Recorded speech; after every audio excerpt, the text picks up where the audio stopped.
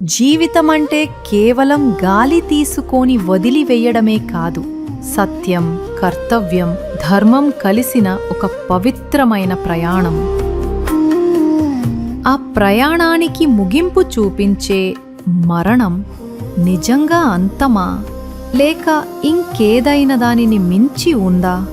ఉంటే అది ఏంటో తెలుసుకుందామా మరి? ఓ ధర్మరాజా, ఇప్పుడు నీ జ్ఞానాన్ని పరీక్షించే సమయం వచ్చింది. నా 4వ ప్రశ్న, మరణాన్ని మించే శక్తి ఏమిటి? ఓ మహానుభావా, మీ ప్రశ్న లోతైనది. ధర్మమే మరణానికి మించి నిలిచేది. ధర్మం నిలిచిన చోటే జీవితం శాశ్వతమవుతుంది. ఆధునిక వివరణ: శరీరం పోతుంది, సంపద పోతుంది, పేరు ప్రతిష్ట కూడా క్షణికమే.